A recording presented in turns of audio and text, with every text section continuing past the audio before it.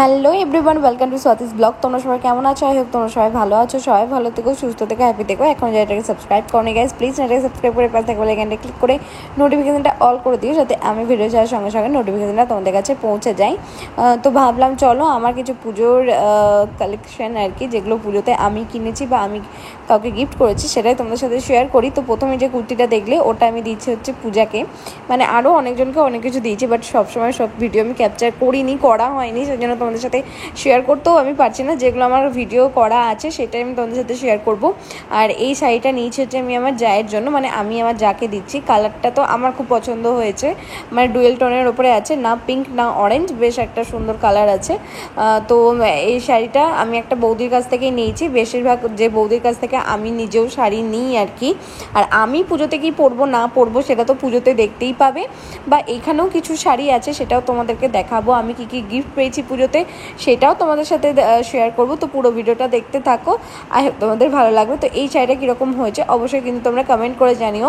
আর একটা শাড়িরও নাম আমাকে জিজ্ঞেস করো না, কারণ নাম জিজ্ঞাসা করলে আমি বলতে পারবো না, আমি নাম ভুলে যাই বলতে গেলে আমার যেটা পছন্দ হয় আমি সেটা কিনে নিই, অত নাম টাম জিজ্ঞাসা করি না। তারপরে আমার দিদি তো ফ্লিপকার্ট থেকে আমি ওকে সব কিছু কিনে দিয়েছি, ঠিক আছে। মানে আরও টুকটাক জিনিস অনেক কিছু দিয়েছি, বাট যেগুলো আমার হাতের কাছে আছে, যেগুলো মানে ভিডিও করা আছে সেটাই আর কি তোমাদের সাথে শেয়ার করছি। এই যে কুর্তিটা, মানে এই কালারটা ওর খুব পছন্দের, অরেঞ্জ কালারটা, সেই জন্য এই কালারের ওকে একটা সুন্দর একটা চুড়িদারের সেট দিয়েছি। আর ও একটা নিয়েছে হচ্ছে নাইট ড্রেস নিয়েছে, আর একটা টপ নিয়েছে। তো এইগুলো দিদির ছিল, আর দিদিও আমাকে পুজোতে শাড়ি দিয়েছে, একটা সুন্দর চুড়িদারের সেট দিয়েছে। তো সেটা আমার কাছে ভিডিও নেই বলতে গেলে, সেই শাড়িটা আমি এখন মানে টেলারে দিয়েছিলাম, মানে ব্লাউজটা বানাতে, ফলস পার পিকো এসব করার জন্য। তো শাড়িটা আমার কাছে ছিল না, যখন পরবো, ইচ্ছা আছে পুজোতে কোনো একদিন পরবো আর কি, তখন তো তোমরা দেখতেই পাবে, বা অন্য কোনো সময় মানে যে কোনো দিন পরলেই, যখনই পরবো না কেন তখন তোমাদের সাথে শেয়ার করে দেবো। আর এই যে শাড়িটা দেখতে পাচ্ছ, এটা মানে ভিডিও করা ছিল, সেটাই তোমাদের সাথে শেয়ার করছি। এই শাড়িটা দিচ্ছি হচ্ছে আমি আমার শাশুড়ি মাকে, মানে এটা শাশুড়ি মায়ের জন্য নিয়েছি। কালারটা বেশ সুন্দর। আর মানে মাদের এখন একটু আর কি বয়স হয়েছে, তো মানে ডিপ কালার পরবে না, তো মাদের কালারের শাড়ি পাওয়া এখন ভীষণ চাপের।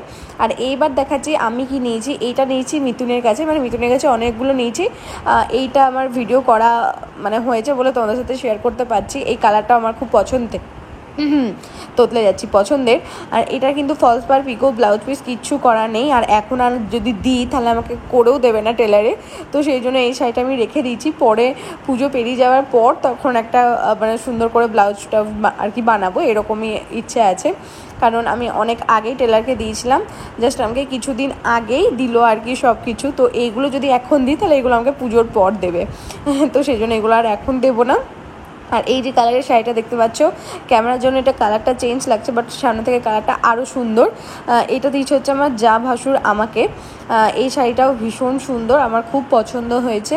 আর নেক্সট যে শাড়িটা, ওটা আমার সব থেকে পছন্দ হয়েছে এবছর পুজোতে, কারণ ওটা পিসুমণি দিয়েছে, আর শাড়িটা ভীষণ সুন্দর। তোমরা দেখো, এই যে তোমাদেরকে দেখাচ্ছি, এটাও ডুয়েল টোনের ওপর আছে।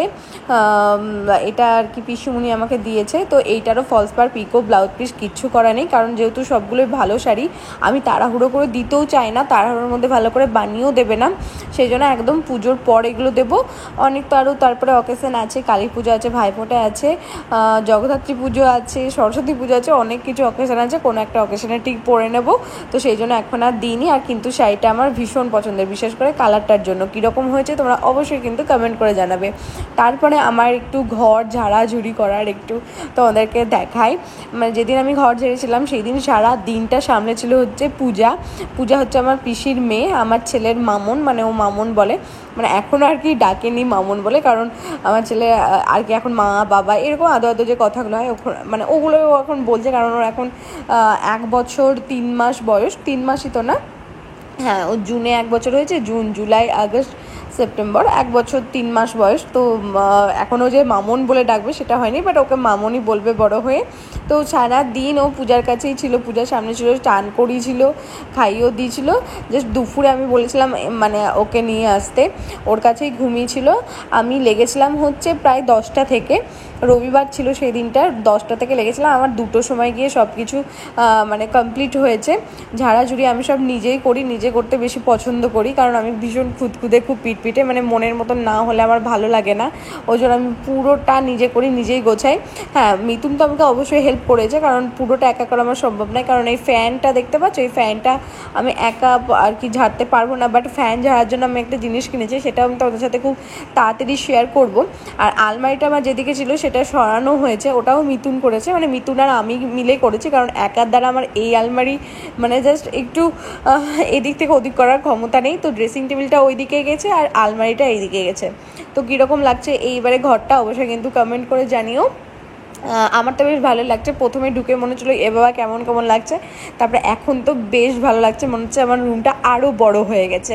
তো সব কিছু কমপ্লিট হয়ে গেছে, কমপ্লিট করতে অনেক সময় লেগেছে, বাট হ্যাঁ সব সুন্দর হয়েছে। দেওয়ালটাও কিন্তু আমি পুরোটা মুছি যখনই পরিষ্কার করি না কেন। ভিডিও এখন প্রায় রাত 11টা 11:30 বাজে, আমি এখন ভিডিও এন্ড করছি। আর আমাকে এখন সব ব্লাউজ টাকতে হবে, অনেকগুলোই ব্লাউজ আছে, ওগুলো টাকবো আমি আজকে, না টাকলে আমার ঠিক আর পুজোতে আমি পরতেই পারবো না। তো চলো টাটা বাই, আবার দেখা হতো সাথে নেক্সট ভিডিওতে।